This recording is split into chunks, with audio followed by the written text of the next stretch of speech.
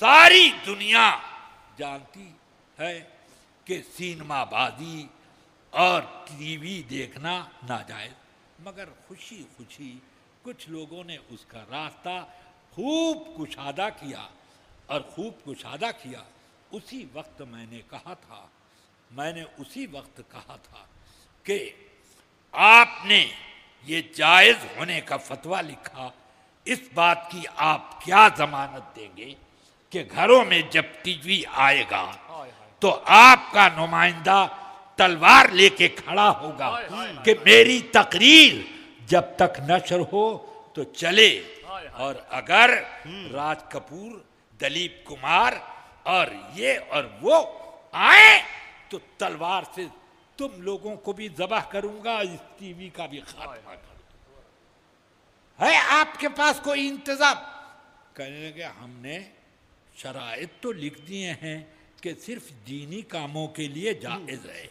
میں نے کہا نمبر 1 تو یہ کہ پھر ہم کو بھی آپ سب علماء اور مفتیان کرام ایک اجازت دیں کہ عہد رسالت میں جن شرائط کے ساتھ مسجدیں تھیں اور مسجدوں میں ان شرائط کے ساتھ عورتیں آتی تھیں، انہی شرائط کا وجود آج بھی ہو تو عورتوں کو مسجد میں جانا جائز ہے، اس شرط کے ساتھ جائز ہے۔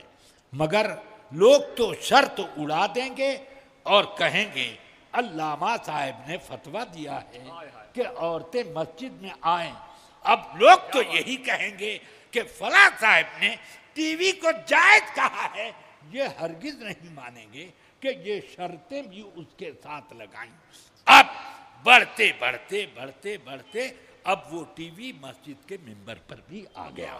اب یہ حال ہے کہ مسجدوں کو اب سنیما گھر بنا دیا گیا، اور آدمی کو نہیں، آدمی کی تصویر کو مبلغ بنا دیا گیا، اور آدمی کی تصویر سے لوگ مرید ہونے لگے، تصویر سے مرید ہونے لگے۔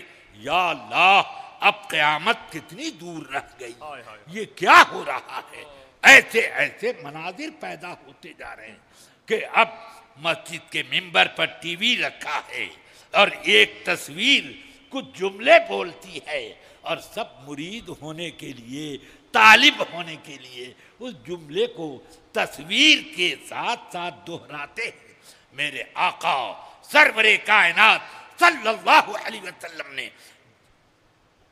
جانداروں کی تصویر کو گھر میں رکھنے سے کیوں منع کیا؟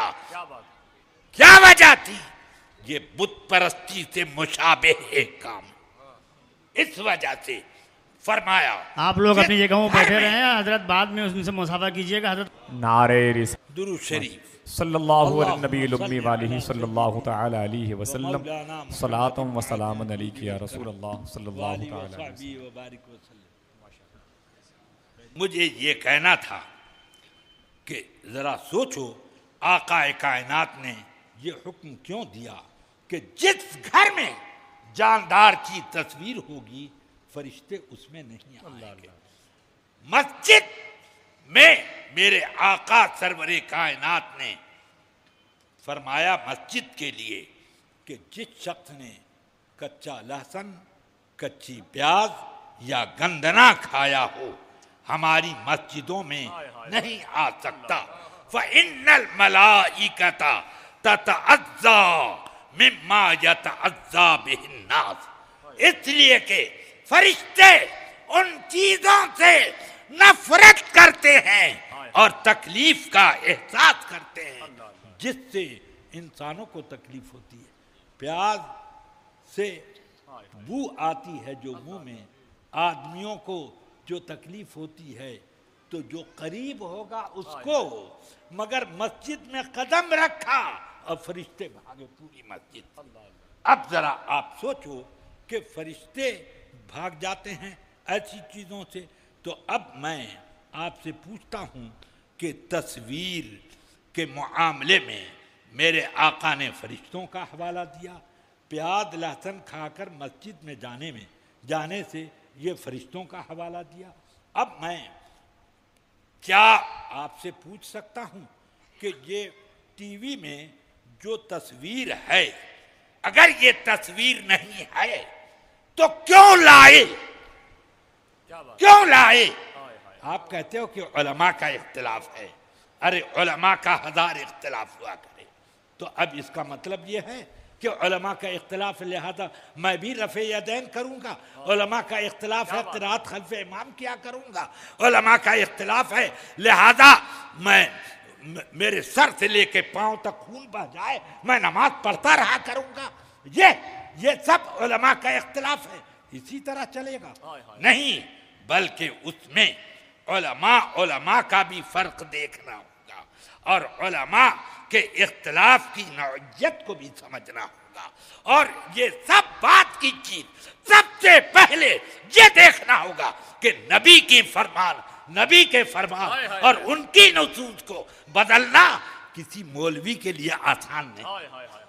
اور آج 4 روز سے گلیوں میں نماز کی تبلیغ کرنے کے لیے اٹھا، مسائل دین نہیں معلوم، مگر اتنی ہمت اور جرأت بڑھ گئی کہ اب وہ مسجدوں میں لے کر کے چلے آئے، العیاذ باللہ، اور اس کے اوپر باقاعدہ ان کی پشت پناہی کی جاتی ہے۔